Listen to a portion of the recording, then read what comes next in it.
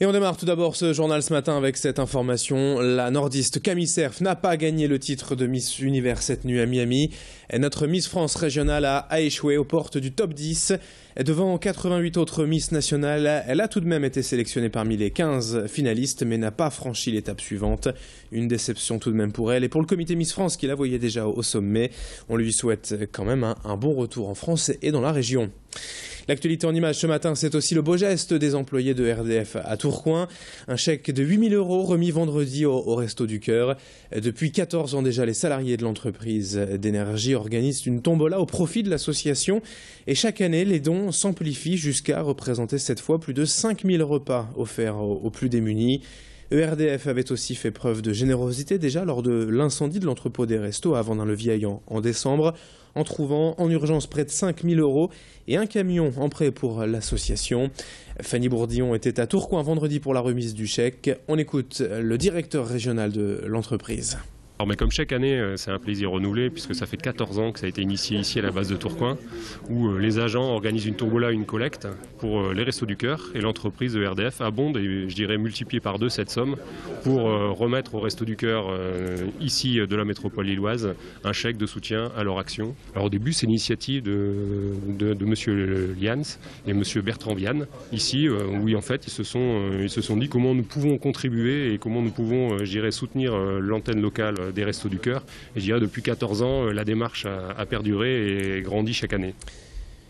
Une autre image à la une de l'actualité en ce lundi matin, du sport ce week-end. Mais avant de parler précisément des résultats, un reportage à Mouveau lors d'une compétition de slackline.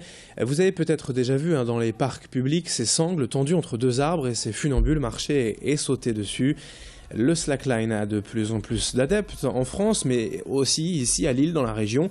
Et c'est donc à Mouveau ce week-end qu'avait lieu la compétition Rock the Line, un championnat de France officieux car il n'existe pas encore de fédération nationale de slackline. Les 2 associations locales, Slack Lille et Slack Robat, ont donc organisé ce rendez-vous nordiste. La première des 6 étapes de la compétition nationale cette année.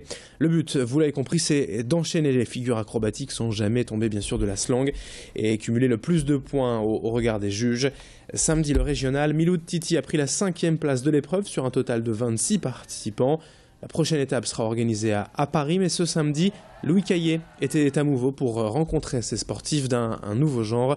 On écoute l'un des organisateurs lillois de ce rendez-vous. En fait, comme la pratique évolue, on arrive à avoir accès à des salles. Et là, l'avantage ici dans cette salle de gym, c'est qu'on a des tapis, on a des structures qui nous permettent d'avoir un cadre vraiment confortable pour pratiquer, autant au niveau sécurité, autant au niveau organisation. Mais à l'origine, il y a encore 2 ou 3 ans, on allait dans un parc, on tendait ça entre 2 arbres, on récupérait des matelas qu'on trouvait dans la rue et puis on organisait ça comme on pouvait. Donc maintenant, ça commence à s'organiser, à se fédérer.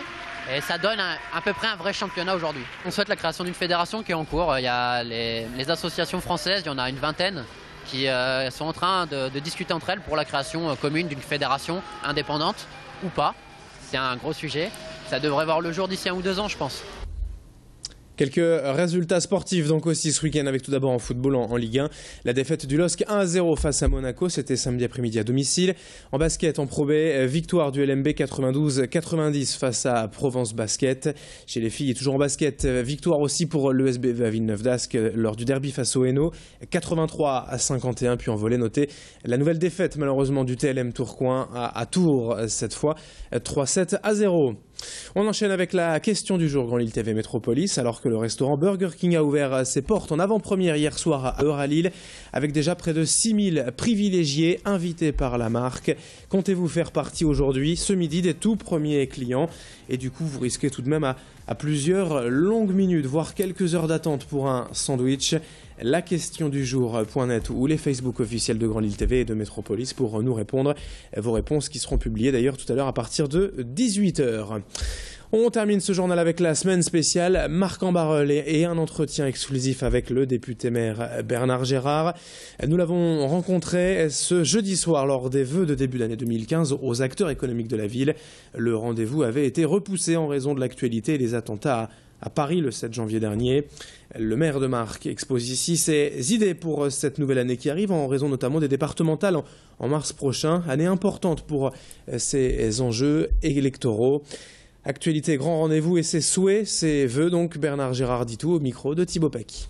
En 2015, il va y avoir au printemps prochain l'inauguration de la Ferme aux Oies. C'est un parc familial et de loisirs très important que nous sommes en train de réaliser sur environ une surface de 2 hectares avec un ensemble de jeux pour les jeunes, pour les enfants, un restaurant, des étangs. C'est un événement très important d'animation dans la ville de Marcq-en-Barœul. Et il y a un très grand dossier aussi qui nous apparaît essentiel dans la ville de Marcq-en-Barœul, c'est le dossier de politique de la ville du quartier de la Briqueterie, qui est un quartier qui a été placé en politique de la ville, qui nécessite davantage de solidarité que les autres, parce que effectivement, sur Marcq-en-Barœul, eh bien, nous avons une vraie ville avec des quartiers différents les uns des autres, et c'est notre devoir de pouvoir sortir ce quartier de la situation dans laquelle il se trouve.